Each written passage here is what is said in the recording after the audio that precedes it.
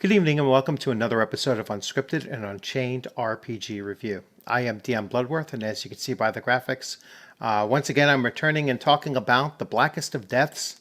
This is a dire old school fantasy RPG put out by Bloat Games, and specifically what I'm going to talk about is utilizing this game and this game system to actually create an adventure, which is going to be my next big project as far as writing is concerned. So I'm going to be writing an adventure specifically for this,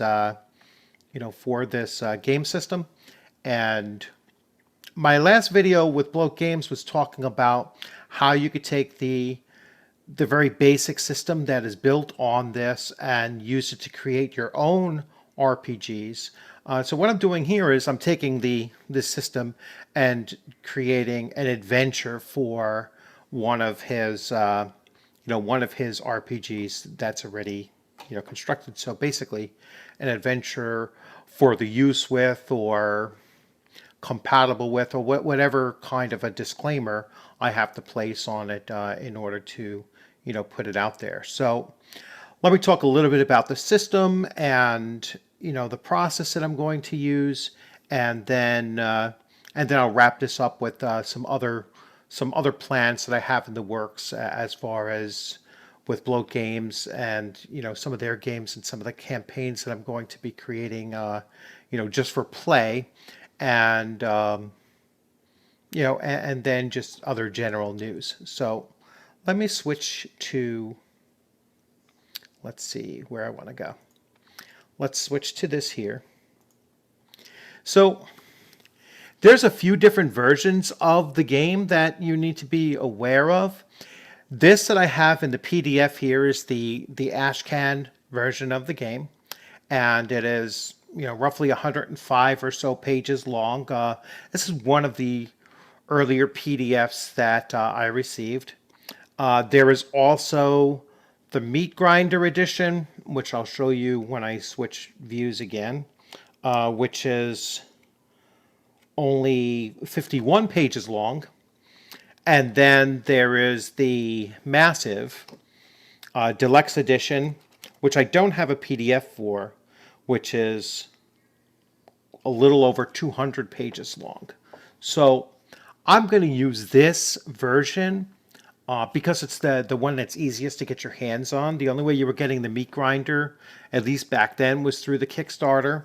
And the deluxe, I believe, has only recently become available on DriveThru RPG. So I recommend that you go there and you look into it and look at that version of the game as well. So I did this in the last video when I talked about this game system, and that your characters will die, and that is something that is very reminiscent of running the funnel in Dungeon Crawl Classics. This game system is ideal for running one-shots because many of the characters are going to die, and as long as they're dying in a very cinematic and glorious or a mind-boggling terrible way of dying, that's what it's really designed to do. So keeping that in mind, I was thinking, what, I'm going to have a bunch of pre-gens that are kind of handcrafted, not for the adventure itself, but just kind of maximized for what they are, so matching up a class with a race, being the quote unquote ideal matchup, and then having that as a bunch of pre-gens and having additional pre-gens. So for the purposes of this adventure, and here's the basic rules just to remind you a little bit about the core mechanic of the game. You roll a d20, you roll a d6 simultaneously, and then the d20 is modified by your various modifiers to see if you've actually made the difficulty check. So let's say you're trying to do a moderately difficult task at, it requires a 12 on a d20. Well, you roll your d20, and if you've hit a 12 or better, you've made your task. The d6 is rolled. You ignore 2, 3s, 4s, and 5s. On a 1, you get a hindrance. On a 6, you get a benefit. And so you could have a success and no hindrance or benefit. You could have a success with a hindrance, which means you still succeeded, but there was kind of a negative circumstance attached to it. Or you could have a failure and a positive benefit, attached to it as well. So there's various different outcomes that you can have between, those roles. And it goes into what hindrances and effects are. Attributes are handled a little bit differently. You're still rolling a bunch of d6s, but you're not going to end up with a score between 3 and 18. What you're going to end up with is a score, that is anywhere between I believe a -2 and a 3 being the highest. So it kind of distributes that way. So having a +3 as an attribute, let's say for strength, is as strong as you're possibly going to get. And having a -2 as an attribute is as weak as you're going to possibly get in that range.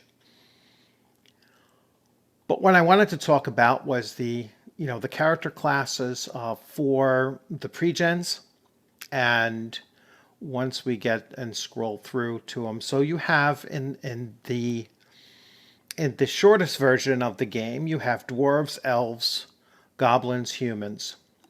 All right, and then here are dwarf as a class, elf as a class, goblin as a class, and then humans.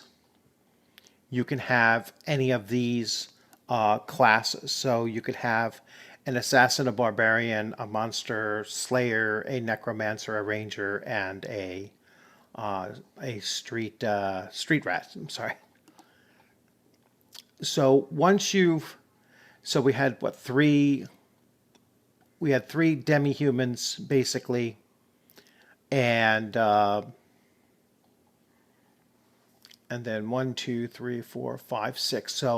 So roughly 9 or 10 characters is what I would actually generate for the party, and each of the players would actually get 2 characters.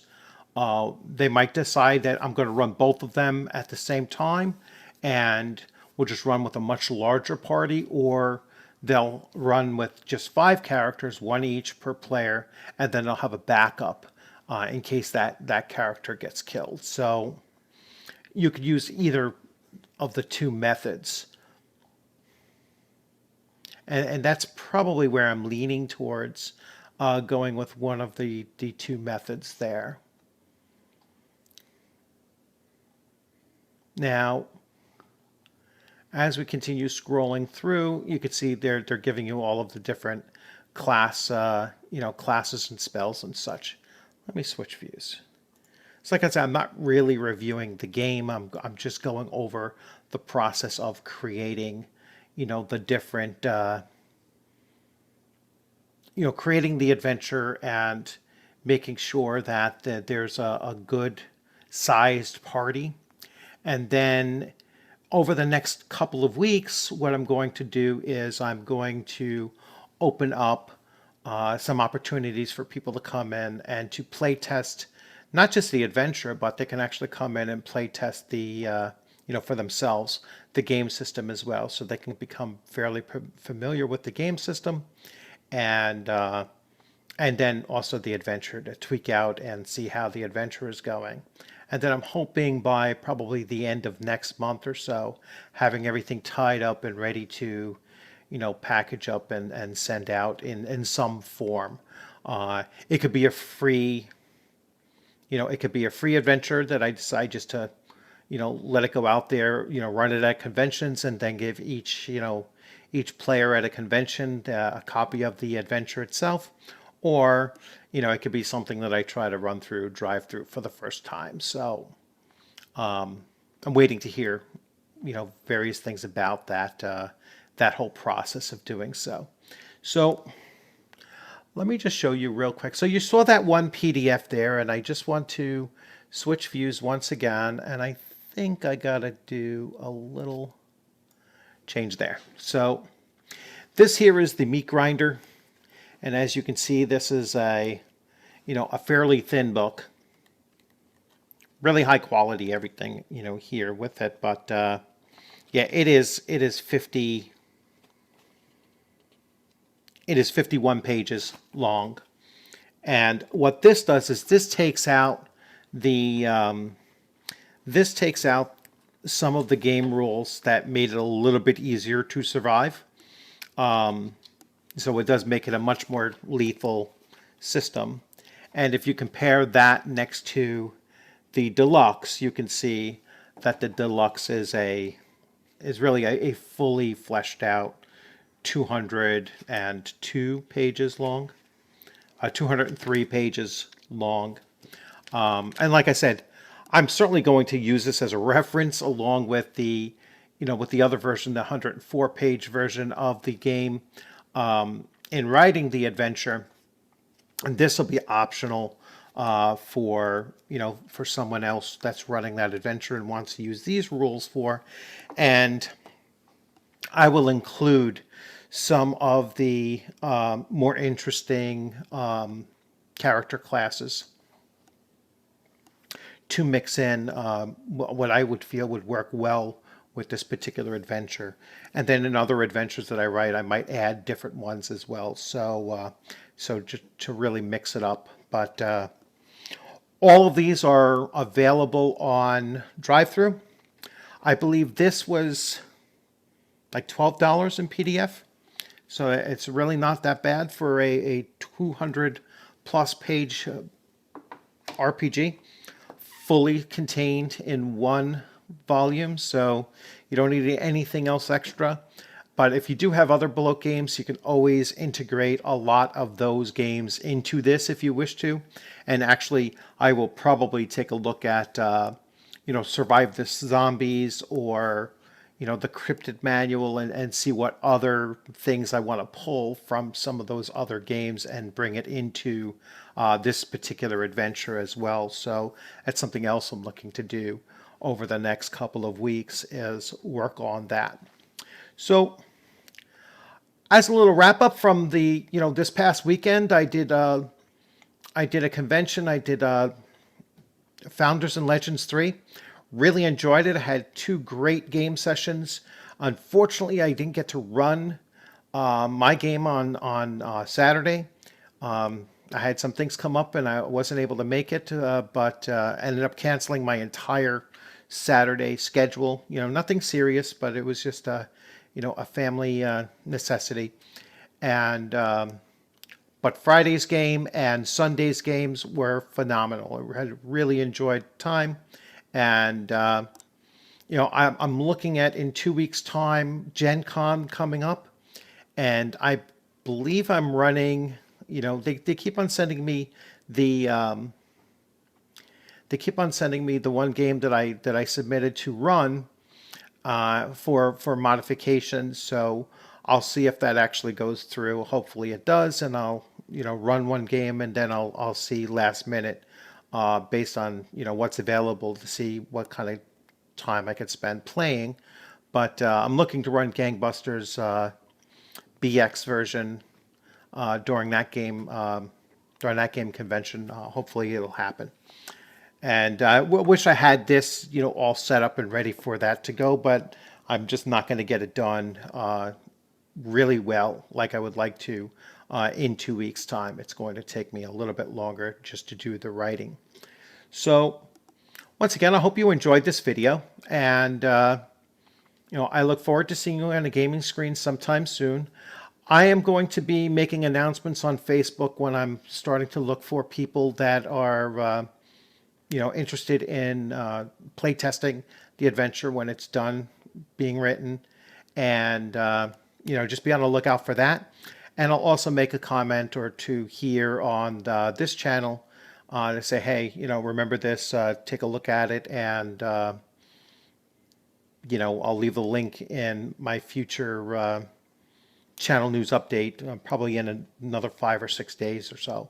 I'll put a new channel news update and let you know where this project stands at that point. So once again, enjoy.